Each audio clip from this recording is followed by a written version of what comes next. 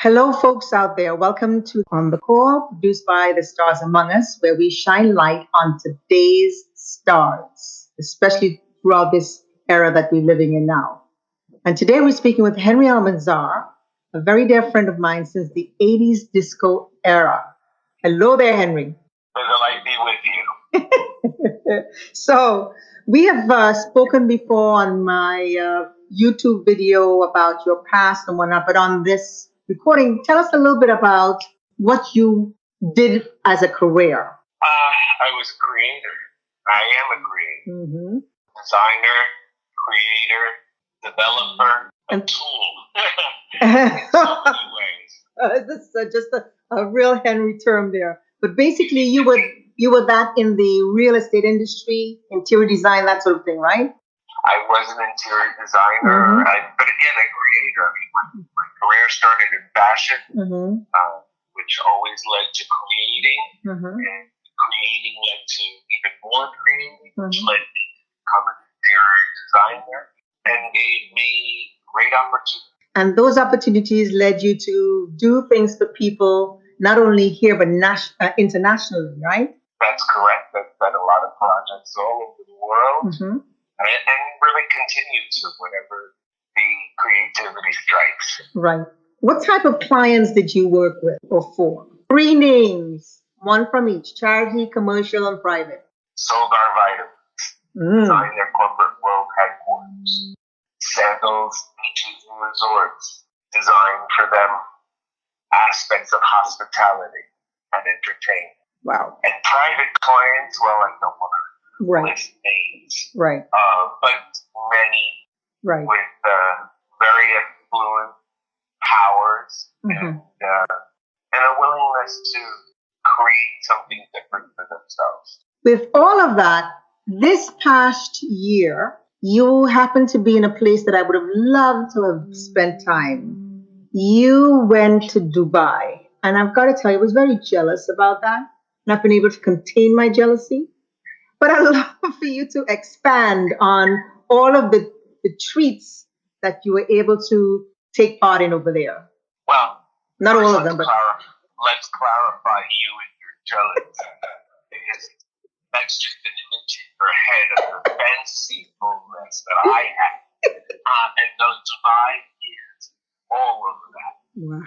Mystery and just exoticness and all of that. It wasn't the focus of my trip at all. The focus of my trip was to reconnect with someone I truly love and adore, very dear friend, and they have a sort of a encampment of exotic animals, tigers and lions, of which they rescue and they raise, and their wonderful dedication and compassion to these animals was something that I wanted to experience for myself, and I wanted to just connect with them on that level, understanding their passion for it. I would have given anything to be in that. Was it a golf cart being driven by the orangutan? That was on the Royal Estate, where the Royals have many exotic animals that they also preserve, if you will.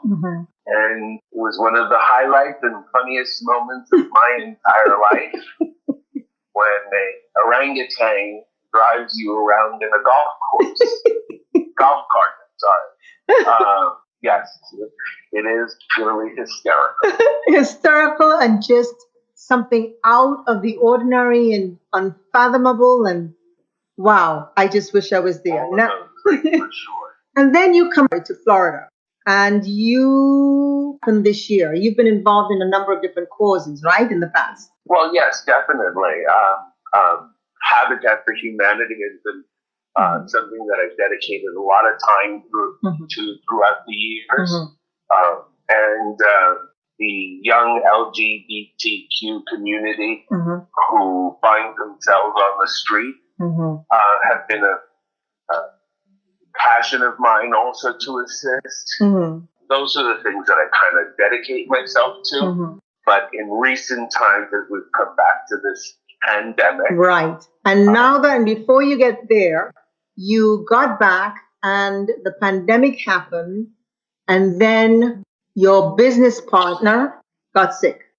Well, the pandemic was happening. Yeah. At which point I actually was not back yet. Oh. But I kind of had the instinct that it was getting severe. So I came home ahead of schedule. I arrived to find that my business partner of 35 years was just not feeling well and not doing well. And after a week of sort of back and forth, recognized that he really needed to be in the hospital right away, was placed in the hospital and immediately was intubated, put on a ventilator. And the following weeks have been a constant act of faith. Talk to us a little bit about the fears, the concerns that you were experiencing. This is a very prominent man with a lot of friends, very little family, but a bond and a relationship that we've shared that has put us in the forefront of each other's lives for 35 years. So that's a bond that moves beyond just friendship. But what I would like to address is not the fear during this time, because that's just a given when you don't know if a person is going to live or die, when you don't know the end result of all this craziness that's happening in the world. All right, so Henri, you were in the trenches and you were in it on a daily basis. This is somebody you've known for 35 years. This is something that has come home to you. Surrogate for. Right. Decisions have to be made. Right. And you have to learn within those moments how to take your own judgment and self out of these situations so that you can truly serve for someone else who is in trouble. And well, that requires faith, a lot of faith and trust. And I am grateful for that because it has given me the ability also to connect with doctors and nurses on a totally higher realm of love for them, for their dedication. And then it leads me to gratitude. And yes, it's scary. Yes, there's tremendous fear. But the truth is, the more there is, and the more faithful you become, the greater the gift of gratitude. And that's the saving grace in all of this. Today, because of prayers, because of faith, because of gratitude, he's out of the woods, let's say, of the most critical aspect of the disease.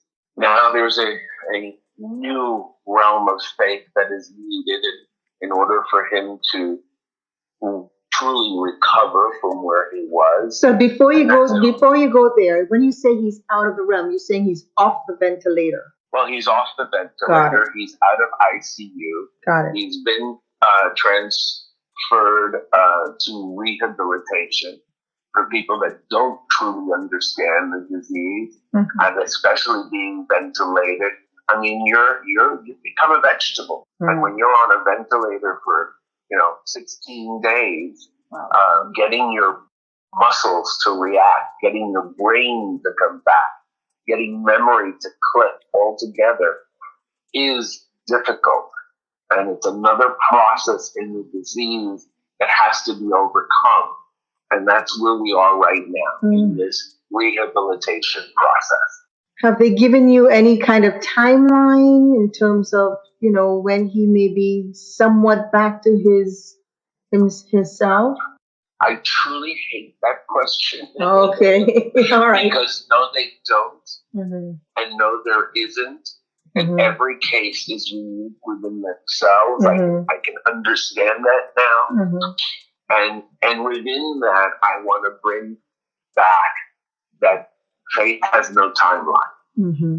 So you just need to remain steadfast, right, and keep moving forward. Right. And it will all come together the way that it is meant to be, to come together. Mm-hmm. And that's what you have to claim. That's what you have to become. And at this point, you still are unable to be at his side or to see him, right? Can he? Is there any way you can communicate with him? Well, we've progressed in the last, I'd say, 30 hours, where he's able to speak more clearly. The first few hours, days out of being off the ventilator were difficult, where he had absolutely no strength at all, couldn't form words, and couldn't breathe through delivering any words. That slow but constant process has been changing every hour, every moment, every day. And as of just a few hours ago, I was able to more clearly understand him, understand some of his wishes. You know, you've got a person that's lying in a bed for many, many, many days now, who's coming back to life and then realizes, oh, I had dogs. I had an apartment. You know, what's going on? You know, coming back to life at this moment brings you to all these questions that are just void in your head for a period of time you don't even understand what is there. So that's the difficult process, but it's a very grateful process because he is coming out of it. He is coming through. So the last few hours have become much more prevalent. Wonderful. Are you able to see him through, like, what do you call it, screens? How do you say that? Like well, I was able to see him once through the screens, the telephone. A nurse was very kind and put up her phone so that I could see him and so I could communicate with him. And then recently, just a day ago, some wonderful nurses got together and took a picture of him and sent it to me because I had sent him a request he really, really wanted. In the last few days, I've done a lot to, again, provide food and some respite for nurses and doctors wherever I can. And in that, we sent them cakes. And he had gotten wind that the nurses had gotten cakes from me. So he wanted a chocolate cake. Chocolate fudge to be exact. And we immediately put that together and got that to him. And the nurses were kind enough to send us a picture of him receiving it. You can see the smile coming back. You can see the person coming back to you. And that's a gift. This whole, the reason I was asking these questions, because a lot of times when you listen to the news, you're hearing stuff, but you can't really, it's not as palpable as with your story and someone that you know that has gone through this and that you have gone through with them in a sense. So it's a lot more palpable to the audience, to me, Well, it's a difficult situation that we're in all over the country because you see people who just simply take it for granted. This is nothing big. This is nothing real. I'm going to go on with my life no matter what. And then you have a friend in the hospital who's truly clinging on for dear life. And then you have friends like yourself in New York who are living it on a daily basis and who are, in many cases, alone and scared. And you can feel the tension in their voices when you speak with them. So it's a cross of different fears at different levels, and it's hard to comprehend it all. But again, when you do understand that this is something really, really big that we all need to pay attention to, we learn that we need to change our perspective. And we need to learn how to educate ourselves and make our own decisions about what this all means to us. For me, personally, again, coming back from outside the country, where people were already panicking, much bigger terms than we are here a month and a half ago, to coming to here where people are non-believers and lackadaisical, and then the other extreme of going, full-blown into panic mode, you get to experience the human experience of it all. And that's eye-opening, personally. And the other thing, too, is that as they're saying, if we don't get it now, with the next wave or waves, it's a harder hit and a harder understanding to have to go through. Henry? Well, the crazy aspect of all of that is, and I keep coming back to this reference, history repeats itself. It's not that this is the first time we've been here. To history comes immediately. 102 years ago, we had a pandemic worldwide. And the same process existed, and the same thing happened with the second wave. And I just can't wrap my head around, with all the technology advancement that we've had in 102 years, that still, on some greater level, humanity has not changed at all. Right. And that's the difficult thing to swallow. Well, as you put it, we go forward in trust, love, and prayer. And I thank you, Henry, very, very, very much for opening up about this journey you've been on and your partner's been on. I really appreciate you taking the time today. And I thank you folks out there for spending the time with us on this beat. And remember, stay on the sunny side of the street. Till the next time. Bye, Henry. Bye, Ozzy, and thank you for doing this. I'm sure it's a comfort to many people. Thank you.